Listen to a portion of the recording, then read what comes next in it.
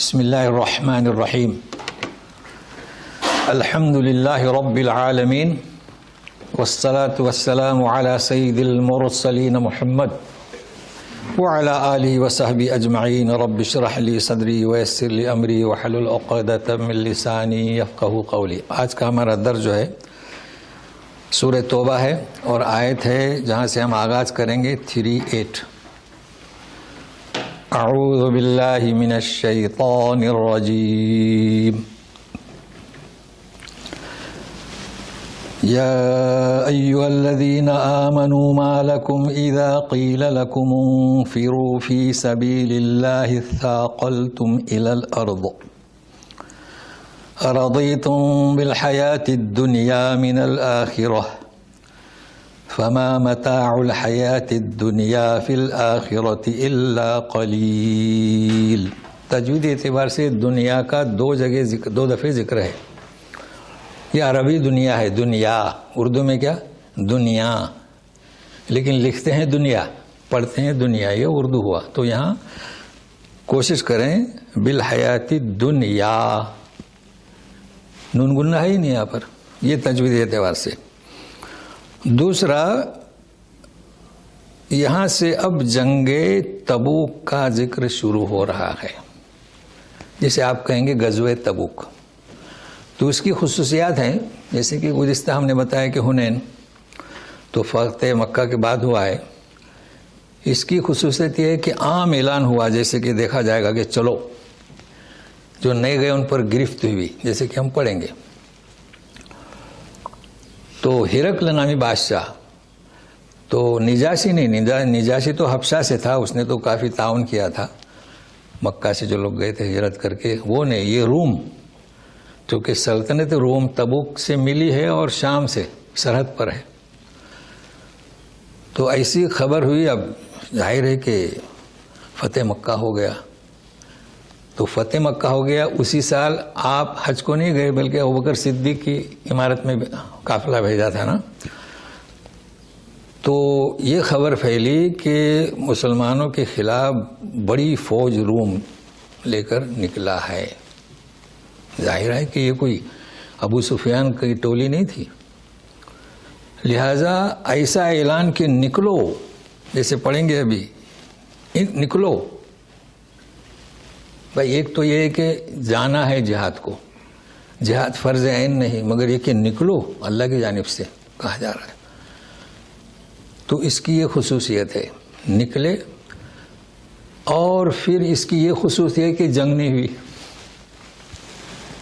20 روز بیٹھے رہے اور چلے آئے۔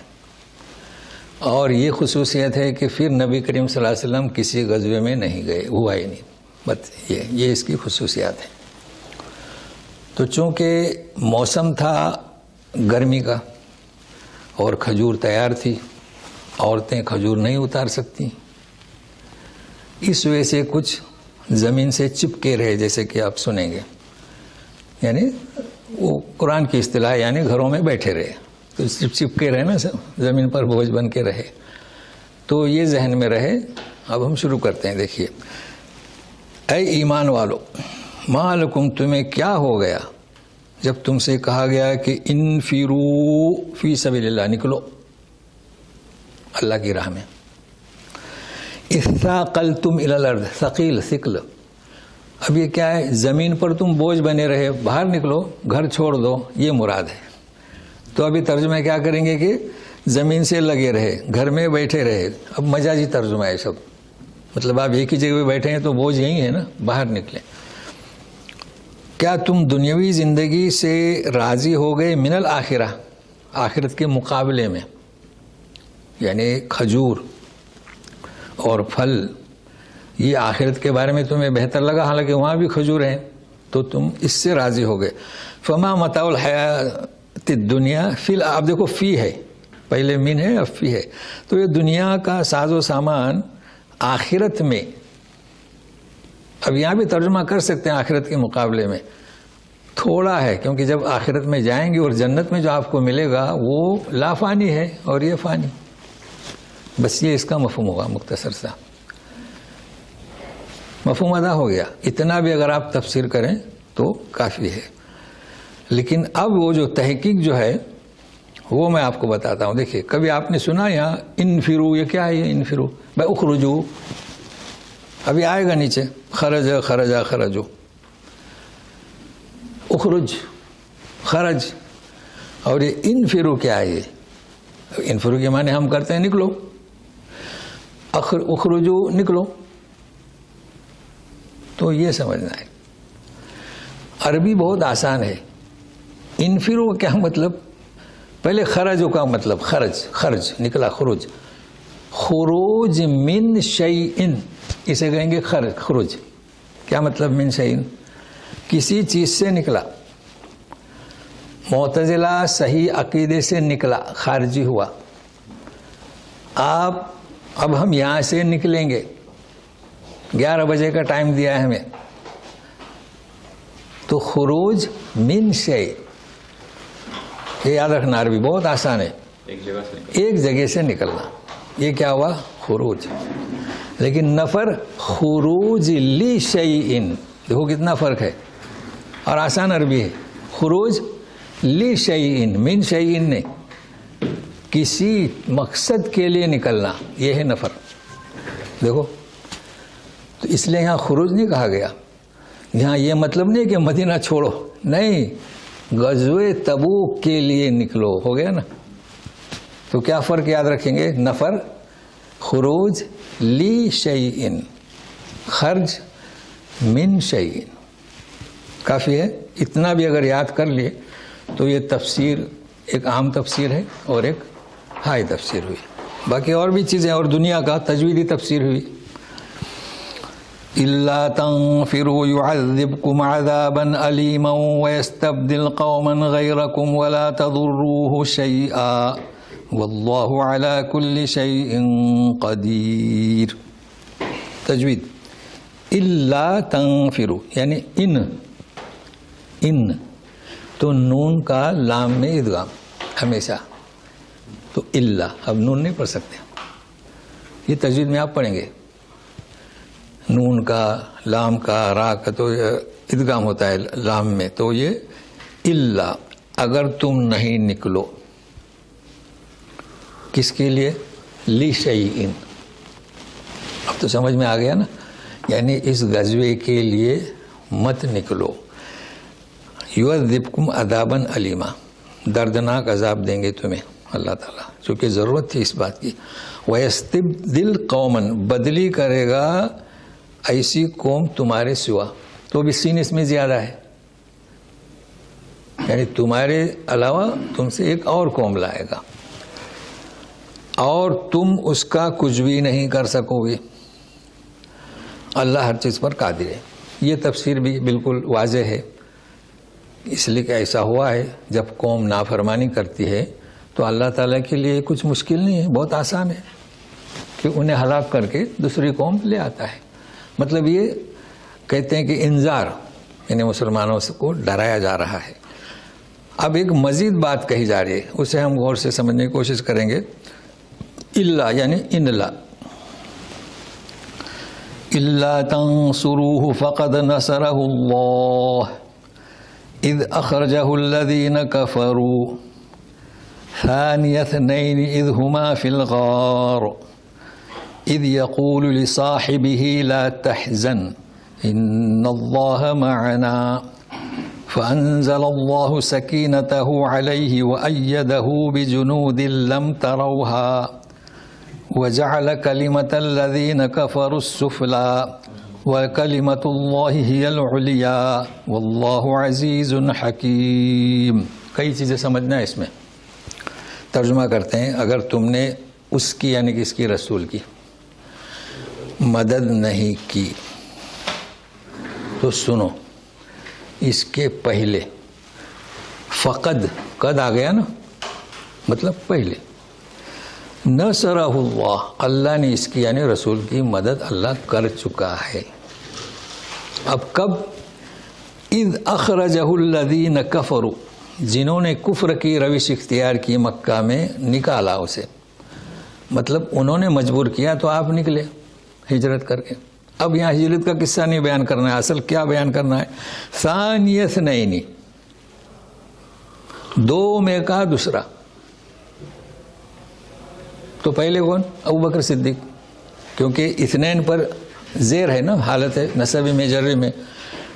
ثانی اثنین، دو میں کا دوسرا، تو پہلے ابو بکر. اذ ہما فی الغار، دونوں دیکھو، اذ ہما جب وہ غار میں تھے، کس نے مدد کی؟ اللہ نے. یہ کہا جا رہا ہے، اسے نہیں بھولیے گا. اذ یقول، اب ان کا نقشہ جب غار میں تھے. اذ یقول لصاحبہ لا تحزن، دو میں کا دوسرا، اپنے صاحب کو، یعنی جو ساتھ میں تھے وہ کون تھے؟ ابو بکر صدیق ہے نا. کہہ رہے تھے کہ لا تحزن، غم نہ کرو، ان اللہ معنا، اللہ ہمارے ساتھ ہے.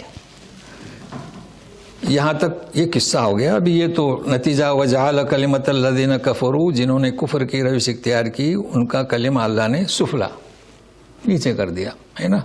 وہ ناکام رہے. وہ کلمۃ اللہ العلیٰ، اللہ کا کلام وہ علیٰ، بلند. اور اللہ تعالیٰ عزیز حکیم ہے، مطلب اللہ تعالیٰ ایسے زبردست ہیں کہ ان کے نکلنے کو وہ پلٹ نہیں سکے بلکہ نکلے. اور حکمت والا ہے، یہ سب حکمت کی بنیاد پر ہوا. یہ مختصر سی تفسیر ہوئی اس کی، لیکن بہت اہم بات ہے. غار کا قصہ بیان کیا جا رہا ہے، تو میں کہاں سے شروع کروں؟ چلے غار سے شروع کرتے ہیں. دیکھیں، غار اردو میں بھی غار ہے، صحیح ہے نا. اب آپ نوٹ کریں، اللہ کے رسول نے یوں کیوں کہا کہ لا تحزن؟ اسی کا جواب ابو بکر صدیق کی بات تو یہاں نہیں آئی، تو سنیے ابھی. فقال ابو بکر رضی اللہ عنہ، یعنی ابو بکر نے یوں کہا. اب ترجمہ بھی کیا جاتا ہوں، کیونکہ ترجمہ چھوڑ دیتا تھا. میں سمجھتا تھا کہ آپ لوگ بھی سمجھ جائیں گے، لیکن نہیں، ترجمہ کرنا ہے. یا رسول اللہ، اے رسول، لو نظر احدہم الی قدمیہ، یعنی وہ لوگ تلاش کرنے کے لیے آئے. جب ہجرت ہوئی نا تو بھاگے. سب قصہ جانتے ہیں، ہم قصہ تفصیل سے نہیں بیان کریں گے. کہاں پہنچے؟ غار کے پاس پہنچے. اب ابو بکر گھبرائے تو اللہ کے رسول نے کہا کہ لا تحزن. تو کب کہا؟ سنیے، اے رسول، لو نظر احدہم، ان میں سے کوئی ایک دیکھے، الی قدمیہ، اپنے پیر کی طرف، ایسا دیکھے، لرآنا، اس نے تو ہمیں دیکھ لیا، لأبصرنا، دیکھ لیا. یہ الفاظ مختلف ہیں. لأننا فی الغار تحتہ، اس لیے کہ ہم غار میں اس کے قدموں کے نیچے ہیں. ایک صاحب آگے کھڑے ہو گئے وہاں. یہ منظر تھا. تو اللہ کے رسول نے فرمایا کہ ما ظنک باثنین، کیا خیال ہے تمہارا دو، اللہ ثالثہما، اللہ تیسرا ہو. یہ کہا، اور کہا کہ لا تحزن ان اللہ معنا. اب یہاں کیا سمجھ میں آیا؟ غار کسے کہتے ہیں؟ تو آپ کیا جواب دیں گے؟ غار کا مطلب کیا؟ کیونکہ سورۃ الکہف کو بھی ہم غار کہتے ہیں نا. بس سورہ کا آج پڑھیں گے تو یہ نوٹ کر لیں. کیا کہہ رہے ہیں؟ الی قدمے لأننا تحت، غار اسے کہتے ہیں کہ نیچے ہو. ابھی آپ جائیے غار ہرا میں، غار ثور میں، آپ کو اترنا پڑے گا نا، اسے کہتے ہیں غار. اب میں آپ کو لے چلتا ہوں، پھر واپس آئیں گے اس طرف. کہف کا معنی کیا کریں گے؟ غار. تو پھر کیا یہ کیے؟ پہلی بات یہ ہے کہ آپ لوگ سنیں، انگلش میں HF، مگر ہم کہتے کیا ہے؟ سورہ کہف کہتے ہیں نا، سورہ کہف. جبکہ کیا ہے؟ آپ آج پڑھیں فَأْوُوا إِلَى الْكَهْفِ، متعدد بار آیا ہے. تَزَاوَرُوا عَنْ كَهْفِهِمْ، کہف. تو آج سے آپ شاید کی تلاوت میں بھی کہف کرتے ہوں، ہوتا ہے ایسا نا. جیسے کہ ہم کہتے ہیں رمضان، جبکہ وہ شہر رمضان. تو بہرحال آج سے کیا پڑھیں گے انشاءاللہ؟ کہف، اور کہیں گے بھی کہف. لیکن کہف کے معنی بھی غار. اب سنیے، اس غار کو سن لیے، نیچے غار، نیچے کہف. لو اطلعت علیہم، آیت نمبر وہ سورہ کہف میں آج آپ پڑھیں گے، لو اطلعت علیہم، وہ اندر چلے گئے، ہم کہتے ہیں غار میں چلے گئے، ہمارے پاس کوئی دوسرا لفظ نہیں ہے کیونکہ ہم مخلوق ہیں، ہماری یہ لغت ہے مخلوق کی۔ لو اطلعت علیہم، طلعت یعنی جھانک کر، جیسے آپ مسجد میں گئے نماز پڑھنے، آپ کا ساتھی ہے، آپ آ گئے، وہ بیچارے نفل پڑھ رہے ہیں، تو آپ سیڑھی پہ چڑھ کے دیکھتے ہیں، اس کو کہتے ہیں جھانکنا۔ نیچے ہے؟ نیچے نہیں ہے۔ تو کہف وہ غار ہے جو آپ کے سامنے ہو، نیچے نہ ہو، جیسے ہال، یہاں جب آئے تو مسجد کا ہال۔ تو یہ ہم نے فرق بتایا آپ کو، کس کا؟ غار کا اور کس کا؟ کہف کا۔ ابھی سورہ کہف کی تلاوت آج اس مقصد نہیں ہے۔ اب یہاں جو ہے کہ اس غار میں کتنے دن تھے، یہ بھی ایک سوال آتا ہے نا۔ تو غار میں کتنے روز رکے رہے؟ 3 دن۔ پھر اس کے بعد اللہ تعالیٰ نے مدد کی، وہ آئے۔ اچھا، وہ جو مثال ہے نا، وہ شعرا اور قوالی میں دیکھو، شعرا اور قوالی، اس پر کبھی اعتماد نہیں کرنا۔ شعرا اور قوالی میں وہ مکڑی نے کیا جالا ڈالا، وہ الفاظ بھی یاد نہیں، اور انڈے، وہ قوالی کو قوالی تک رکھنا اور شعرا کے کلام کو شعرا تک رکھنا، ایسا کچھ نہیں ہے۔ اللہ نے حفاظت کی، وہاں آئے، ادھر ادھر دیکھتے رہے، جسے اپنے کہتے ہیں نا بغل میں چھڑی اور کیا ڈھنڈورا، وہ ادھر ادھر دیکھ رہے اور چلے گئے۔ کس نے مدد کی؟ اللہ نے مدد کی۔ اب یہاں جو کہا جا رہا ہے کہ فانزل اللہ سکینتہ، یہ بھی سمجھنے میں کوئی دشواری نہیں ہے کہ ان کے جب اللہ کے رسول نے ابوبکر صدیق سے کہا تو اللہ نے اطمینان، یعنی اطمینان ہو گیا کہ تیسرا ہمارے ساتھ کون ہے؟ اللہ ہے۔ یوں بھی کہا جا رہا ہے کہ اور جنود، ہم نے مدد کی بجنود لم تروہا۔ اب جنگ بدر میں جنود، جنگ حنین میں جنود، یہاں جنود کیوں؟ لڑنے کے لیے نہیں، حفاظت کے لیے، یعنی فرق رہے گا۔ نہیں تو آپ کہیں گے یہاں بھی لڑنے، یہاں لڑائی نہیں ہوئی تھی، وہ آپ کی حفاظت کر رہے تھے کہ کوئی آپ کو دیکھ نہ سکے۔ اور اب یہ کہ معنا کا کیا مطلب؟ اللہ تعالیٰ ہمارے ساتھ ہیں، یہ عقیدے کی بات ہے۔ ایک جگہ پر اللہ تعالیٰ فرماتے ہیں، یہ ہے سورہ مجادلہ، آیت نمبر ہے تقریباً 7، ما یکون من نجوا ثلاثۃ الا هو رابعهم، جب 3 آدمی سرگوشی کرتے ہیں تو چوتھا اللہ ہے نا، قرآن کی آیت۔ ولا خمسۃ الا اللہ سادسهم، 5 آدمی سرگوشی کرتے ہیں، سرگوشی یعنی کانافوسی جو ہوتی ہے گفتگو، تو چھٹا اللہ۔ ولا ادنی من ذلک ولا اکثر الا هو معهم اینما تکونوا، اینما کانوا، جہاں کہیں بھی ہو اللہ تمہارے ساتھ ہے۔ ہو گیا۔ اب جیسے کہ آپ نے غار کے معنی جانے، کہف کے معنی جانے، اللہ ساتھ ہے کیا مطلب؟ یہ بھی تو جاننا چاہیں نا، عقیدے کی بات ہے۔ دیکھیے، کچھ لوگ کہتے ہیں رسول حاضر و ناظر ہیں، تو کیا اللہ بھی حاضر و ناظر ہے؟ کیا ہوا ان لوگوں کو؟ آرام سے۔ اب دیکھیے، جو عوام ہے ان پر تو کوئی گناہ نہیں، لیکن ہمارا کام ہے سمجھانا۔ رسول حاضر و ناظر ہیں کہتے ہیں، لیکن اس وقت میرا وہ مضمون نہیں ہے، صرف یہ کہ اللہ پہلے کیا ہے۔ اگر اللہ حاضر و ناظر ہیں، اور اگر آپ رسول کو کہتے ہیں کہ حاضر و ناظر ہیں، تو اللہ کے برابر بٹھا دیا۔ میرا نقطہ سمجھ رہے نا؟ لیکن اللہ اگر حاضر و ناظر نہیں ہے اور آپ نے رسول کو کہا کہ حاضر ناظر ہے، تو اللہ سے بڑا مرتبہ کر دیا۔ تو سمجھے، قرآن سے سمجھے، احادیث سے سمجھے، اللہ تعالی ہمارے ساتھ ہیں، کیا مطلب؟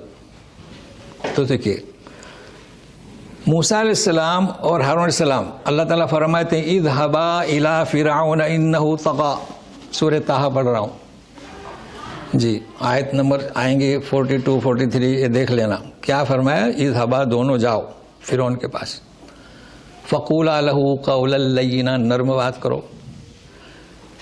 تو کیا جواب دیتے ہیں؟ ربنا اننا نخاف ان یفرط علینا او ان یطغى، ہمیں ڈر ہے کہ ہم پر کچھ زیادتی کرے، اس لیے کہ ایک مکہ مارا تھا تو ایک آدمی قتل مر گیا تھا نا، یاد ہے نا قصہ۔ اللہ تعالیٰ کیا فرماتے ہیں؟ لا تخافا، موسیٰ اور ہارون کو، دونوں کو، اننی معکما، میں تم دونوں کے ساتھ ہوں. حاضر و ناظر ہوں یہ نہیں فرمایا. پتہ نہیں لوگوں کو کیا ہو گیا, یہ نہیں فرمایا کہ میں حاضر و ناظر ہوں, تمہارے ساتھ ہوں مطلب تمہارے ساتھ چل رہا ہوں یہ نہیں کہا.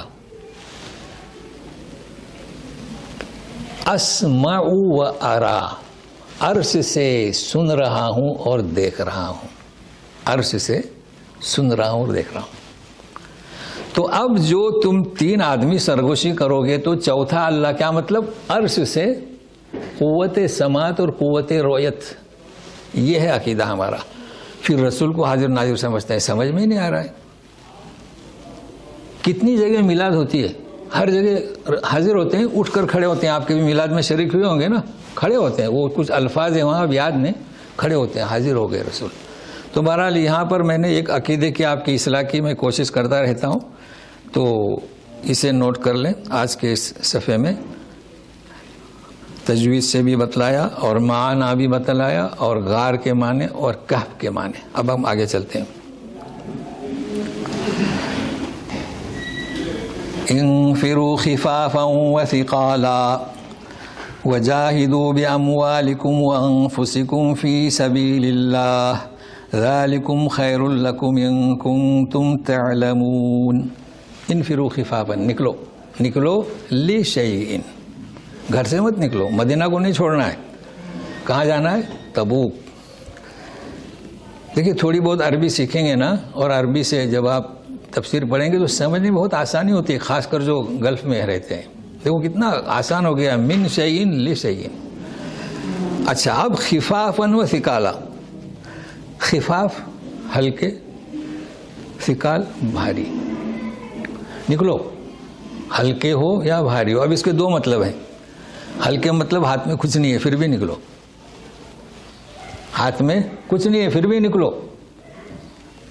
ڈھال بھی ہے, تیر بھی ہے, تلوار بھی ہے, نکلو. دوسرے معنی طبیعت میں سستی ہے, ہلکے ہو پھر بھی نکلو. طبیعت میں چستی ہے پھر بھی نکلو. دیکھو ہے یہ ہے کلام پاک. اللہ اللہ, نکلو. اگر آپ کی طبیعت نہیں چاہ رہی پھر بھی نکلو. ایک ایسا ماحول تھا, نکلو. وہ تو آپ پڑھیں گے کیسی گرفت ہوئی ہے. پھر دیکھیں جاہدوا باموالکم وانفسکم فی سبیل اللہ, اللہ کی راہ میں. اللہ کی راہ میں جانتے ہیں نا, اللہ کی راہ میں خرچہ کرنے کے لیے بھی آتا ہے. بھائی اللہ کی راہ نے کیا, غریبوں کو دو. اللہ کی راہ نے اسلام کی حفاظت, مسلمانوں کی حفاظت, یہ ہے اللہ کی راہ. لوگ زکوٰۃ دیتے ہیں, بولتے ہیں اللہ کی فی سبیل اللہ. نہیں, زکوٰۃ تو رکن ہوا آپ کا. تو یاد رکھنا, اسلام کی حفاظت, مسلمانوں کی حفاظت. اگر مسلمان نہیں رہیں گے تو زکوٰۃ کسے دو گے؟ اسلام نہیں رہے گا تو. ذالکم یعنی یہ میم تو مخاطبین کی وجہ سے, بہتر ہے تمہارے لیے اگر تم جانو. اچھا اب ان کا نقشہ کھینچا جا رہا ہے.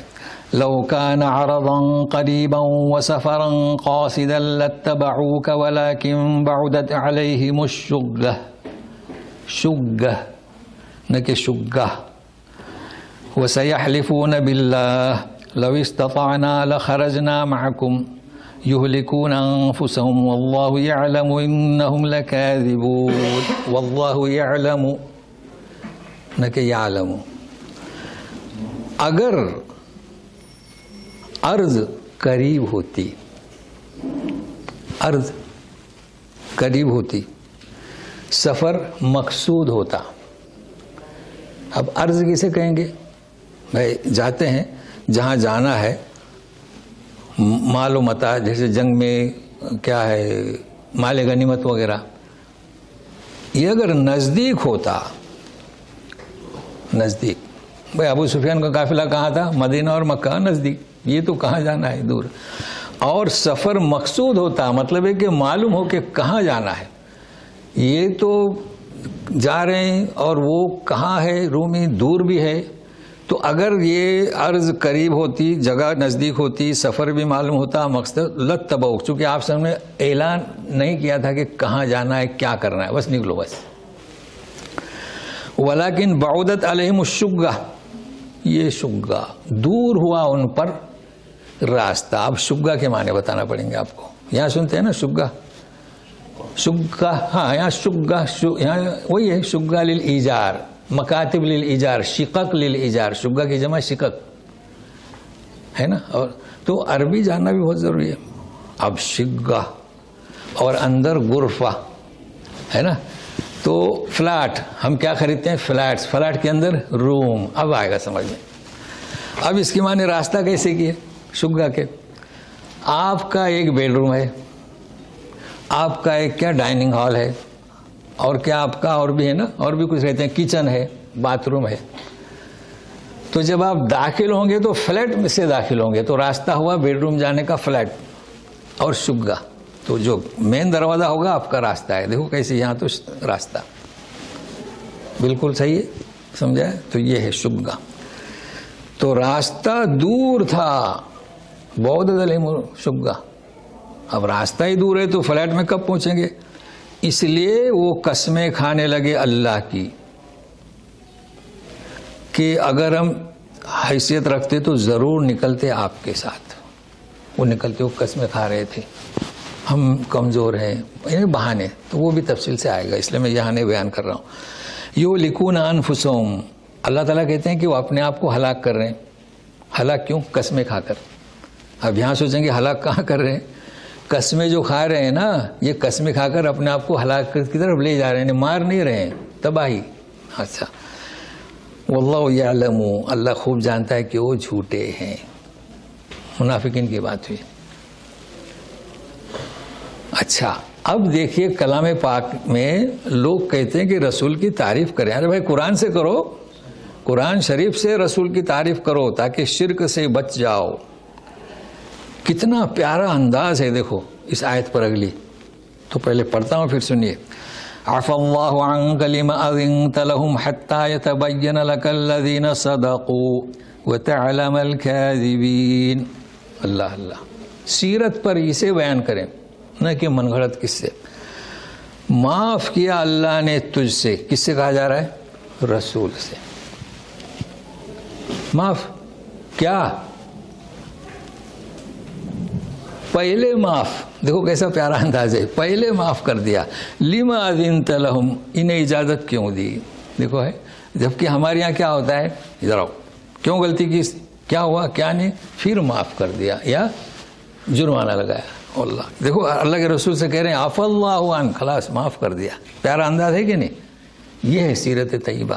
پھر اللہ فرماتے ہیں اجازت کیوں دی, یہاں تک کہ واضح ہو جاتا تجھ پر جو سچے اور جھوٹے. یہ کہا جا رہا ہے. تو اس آیت کو یاد رکھیں, کبھی بھی آپ کو بلایا جائے سیرت پر تو ایسی آیتیں نوٹ کر لیں. 5 منٹ بھی بیان کریں گے, لوگوں کو یہ محسوس ہو کہ قرآن میں کیا ہے, کچھ ہے. آگے چلتے ہیں. لا يستأذنك الذين يؤمنون بالله واليوم الآخر ان يجاهدوا بأموالهم وأنفسهم والله عليم بالمتقين. مومنین کی تعریف ہو رہی ہے کہ جنہوں نے اللہ پر آخرت پر ایمان لایا وہ آپ سے اجازت نہیں لیتے اس بات کی کہ اس کے مالوں اور جانوں سے جہاد کریں. اللہ تعالیٰ خوب پرہیزگاروں لوگوں کو جاننے والا ہے. تو پیارا انداز, اس کے ساتھ مومن کا ذکر. مطلب جنہوں نے اجازت لی وہ ایمان والوں میں نہیں آتے. حالانکہ ہے کچھ مومن تھے, تو قصہ اس وقت پڑھیں گے, ان پر گرفت ہوئی. انما یستأذنک الذین لا یؤمنون باللہ والیوم الآخر وارتابت قلوبهم فهم فی ریبہم یترددون. اجازت وہ مانگتے ہیں جن کا اللہ پر آخرت کے دن پر یقین نہیں. ورتابت تردد میں ہوئے, شک میں ہوئے ان کے دل. پھر ریب آیا اور وہ ریب میں متردد ہیں اپنے شک میں. آیت کا مفہوم واضح. اب صرف یہاں سیکھنا, چونکہ 2 دفعہ آیا ریب, تو یہ ریب ہم ترجمہ کرتے ہیں شک, ہے نا. اور شک بھی قرآن شریف میں ہے. شک کا ترجمہ بھی کرتے ہیں, شک کرتے ہیں نا. تو ریب کا معنی بھی شک. ذالک کتاب لا ریب فیہ, اس میں کچھ شک نہیں. اچھا, وَإِنَّ الَّذِينَ اخْتَلَفُوا فِيهِ لَفِي شَک. شک بھی قرآن شریف میں ہے, وہاں بھی ہم کرتے ہیں شک. تو اسے سمجھنے کی کوشش کرتے ہیں. دیکھو ایک تو ہے، اچھا ایک جگہ فی شکم مریب، انہم کانو فی شکم مریب، دونوں ایک ساتھ آیا ہے. یہ جنہوں نے کفر کی روش اختیار کی وہ شک میں اور ریب میں ہیں. تو اب سنیے شک اور ریب ہے کیا اصل میں. ایک اور لفظ ہے وما قتلوا وما صلبوا شبہ لہم، شبہ. تو شبہ اور شک اور ریب. شبہ تو بہت آسان ہے. شبہ کے پہلے ایک ہے تشبیہ. تشبیہ بھی آسان ہے. تشبیہ کسے کہیں گے؟ کسی ایک اس کی صفت کو دوسرے کے مانند قرار دینا، یہ ہے تشبیہ. یعنی آپ نے کہا کہ یہ ماشاءاللہ بہت اچھا بیان دیتا ہے فلاں حضرت کی طرح، یہ تشبیہ ہوئی. لیس کمثلہ شیء، اللہ کی تشبیہ کسی کا نہیں دے سکتے. اب آگے چلتے ہیں. شبہ، حالانکہ الفاظ وہی ہیں. شبہ کسے کہیں گے کہ انسان جو ہے دو چیزوں کے درمیان اس کا دماغ گھومتے رہتا ہے اور تعین کر نہیں پاتا. شبہ جیسے کہ عیسی ابن مریم کو جب سولی دینے آیا تھا تو اس کو عیسی ابن مریم کے مانند کر دیا گیا. اب انہوں نے شبہ ہوا، عقل فیصلہ نہیں کر سکی، اس کو سولی پہ چڑھا دیا. اب سولی پر جب چڑھا دیا اب شک، ارے بھائی کسے سولی پر چڑھا دیا؟ عیسی ابن مریم کو، تو فلاں آدمی کہاں ہے؟ تو شک ہوا. اچھا شک کی ایک اور مثال، آپ کوئی کسی چیز کو خرید رہے ہیں، وہ برانڈڈ ہے مگر بیچنے والوں کو پتا ہے کہ یہ اصلی نہیں ہے، لیکن آپ کو شک ہوا کہ اصلی ہے کہ نقلی ہے، یہ ہوا شک. نبی کریم صلی اللہ علیہ وسلم کی تعلیمات، اب ان کو شک ہوا کہ یہ آپ پڑھتے ہیں یا کسی سیکھتے ہیں کہ وہی الہی ہے. شک ہوا نا. بعد میں انہیں بھی تردد ہوا، اسے کہتے ہیں ریب، اور انہیں بھی تردد ہوا، اسے کہتے ہیں ریب. تردد کیا ہوا؟ تردد یہ ہوا کہ شعراء بولے کہ یہ تو بشر کا کلام نہیں ہو سکتا. اب پہلے انہیں شک تھا یہ کلام جو رسول پڑھ رہے ہیں یہ بشر کا کلام نہیں ہو سکتا، تو تردد میں، الجھن میں. عیسی ابن مریم اور وہ جو جلاد تھا سولی پر آیا، بعد میں بولے کہ اگر پھر وہ کہاں ہے، وہ کہاں کا ہے، شخص کہاں ہے؟ عیسی ابن مریم تو اوپر اٹھا لے گئے، تم نے کہا کہ عیسی ابن مریم کو سولی دی تو فلاں شخص کہاں ہے؟ یہ ریب، تردد. تو تردد ایک ریب، ایک اضطرابی الجھن ہے. تو اب ہم سورہ بقرہ میں چلتے ہیں. ذالک الکتاب لا ریب فیہ، اس کتاب میں کوئی شک نہیں. کیا کریں گے؟ دوسرا کچھ کر ہی نہیں سکتے نا. تو سمجھنا پڑتا ہے کہ انہیں شک نہیں تھا، وہ الجھن میں تھے کہ یہ شک جو پڑھ رہا ہے یہ کس سے سیکھا ہے. اگر کس سے سیکھا ہے تو کس نے سکھایا؟ شاعر کی یہ صلاحیت حیثیت نہیں، اسی لیے تو چیلنج دیا گیا نا. تو بہرحال اس سبق میں نے آپ کو یہ بتایا کہ ریب، شک اور بھی بتاتے رہیں گے کیونکہ یہ چیزیں نازک ہیں، لیکن بار بار سنیں گے تو. لیکن کلام پاک میں مثال، تشبیہ، شبہ، شک اور ریب، اس کے معنی مختلف ہیں. باقی ہم کچھ بھی ترجمہ کریں. اب چلیے اسی کو تکمیل کرتے ہیں. وَلَوْ أَرَادُوا الْخُرُوجَ لَأَعَدُّوا لَهُ عُدَّةً، عدہ نہ کہ عدہ ہے نا. کوشش کریں جی. وَلَوْ أَرَادُوا الْخُرُوجَ لَأَعَدُّوا لَهُ عُدَّةً وَلَكِنْ كَرِهَ اللَّهُ بِعَاثَهُمْ فَثَبَّطَهُمْ وَقِيلَ اقْعُدُوا مَعَ الْقَاعِدِينَ. اگر وہ ارادہ کرتے نکلنے کا تو تیاری کرتے. عدتاً، اچھی تیاری کرتے. عدہ کس سے ہے؟ عدہ سے نہیں. سورہ بقرہ میں 185 میں آپ جائیں گے، فمن کان منکم مریضا فعدۃ من ایام اخر. عدت کے معنی شمار کرنا، اور عورتوں کے ایام ماہوری میں بھی عدت شمار کرے، کاؤنٹ کرے. عدہ کے معنی تیار کرے نہیں، وہ شمار کرے نہیں. واتقوا النار وقودها الناس والحجارہ، وہ عدت للکافرین، تیار. یہ تیار کی گئی ہے کس کے لیے؟ کافروں کے لیے. تو یہ یاد رکھنا، عدہ اور عدہ دونوں قرآن شریف میں. عدہ یعنی شمار کرنا، عدہ یعنی تیار کرنا.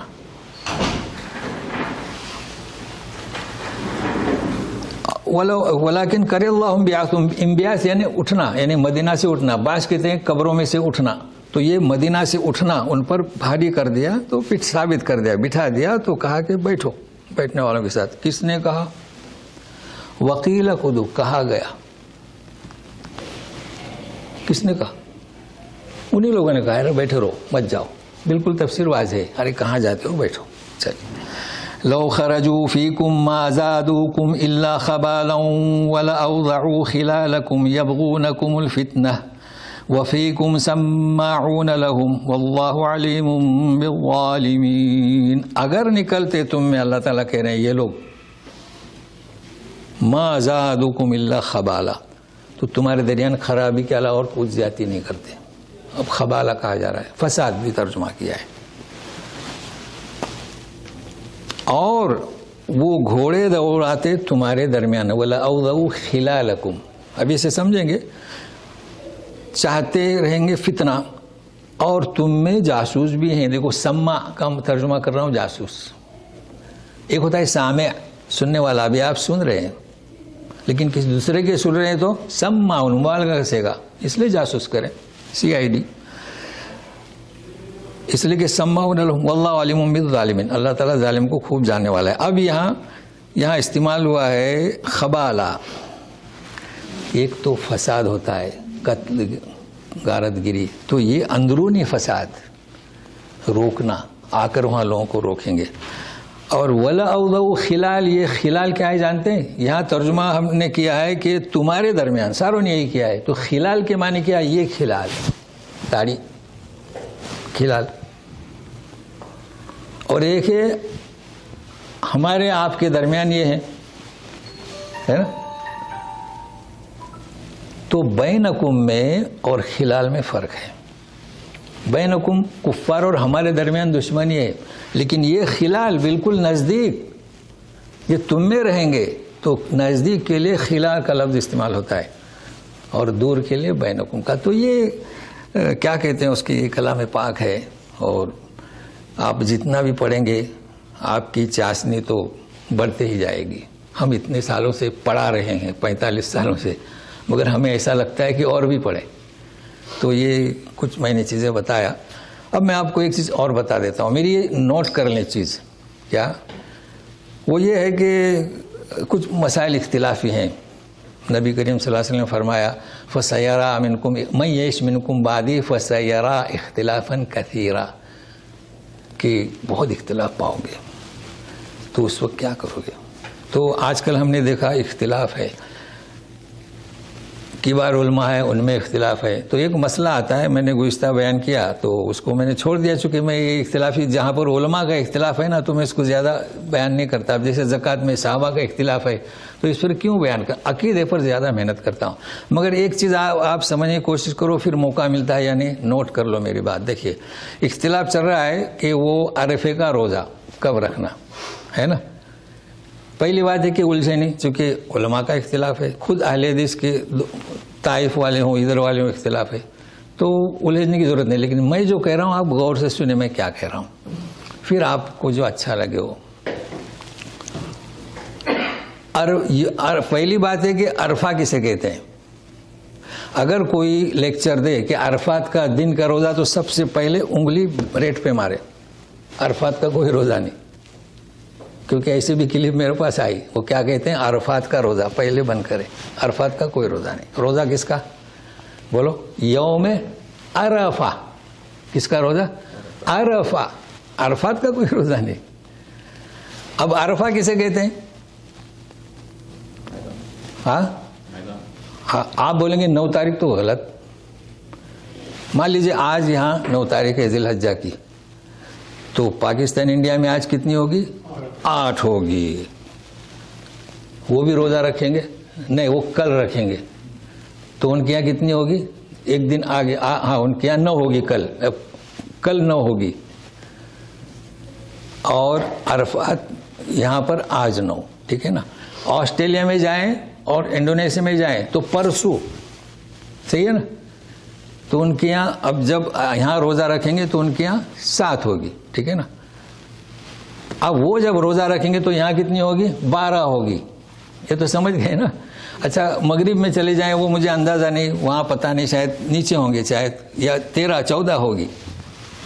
اب یہ آ گیا سمجھ میں کہ جس وقت یہاں 9 ہوگی عرفات کے میدان میں بیٹھیں گے تو حاجی جس دن عرفات کے میدان میں بیٹھیں وہ یوم عرفہ.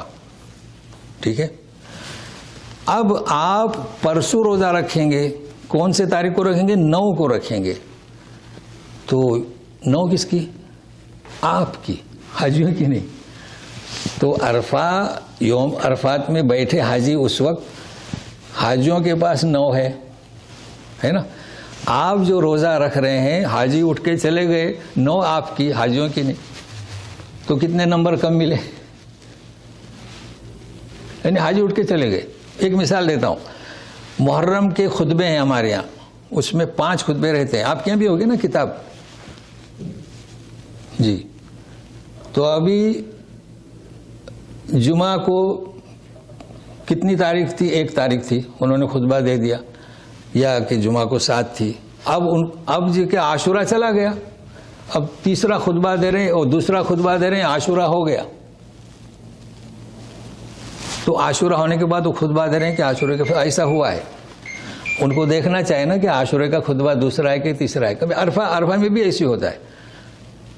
اب جیسے کہ 1 رات ہوئی تو 9 کو عرفہ ہوگا, لیکن ایک یوم عرفہ سے پہلے کیا ہو گیا, ایک وہ جمعہ آ گیا تو انہوں نے خطبہ دے دیا, 7 کو جمعہ آ گیا.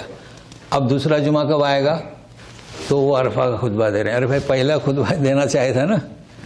تو یہ ایسا ہوا جیسے کہ آپ جو ہے عرفہ یوم عرفہ ہو گیا, حاجی لوگ چلے گئے اور آپ عرفے کا روزہ رکھ رہے ہیں. آ گیا سمجھ میں؟ تو اب آپ کی مرضی. اچھا یہاں میں نے تحقیق کیا, مصر وغیرہ سوڈان, بولے جس دن بیٹھتے ہیں عرفات کے میدان میں. ایک اور مثال دیتا ہوں. رمضان المبارک میں آپ نے چاند دیکھا, آپ نے دیکھا 29 کو. ہمارے بمبئی میں تبلیغ والوں نے دیکھا, 2 افراد نے چاند. ہلال کمیٹی بریلی والوں کی تھی, وہ دونوں گئے. چاند دیکھا تم نے؟ ہاں. نہیں, یہ تو کافر ہیں, قبول نہیں کیا انہوں نے اعلان کر دیا کہ کل روزہ ہوگا. اب انہوں نے کیا کرنا, یہ اگر آپ سمجھ گئے, اگر یہ روزہ رکھتے ہیں تو ان پر گناہ ہوگا. کیوں گناہ ہوگا؟ ان کو معلوم ہے چاند دیکھا, کل عید ہے. تو علم جو ہے وہ بھی ایک دلیل ہے ٹھوس.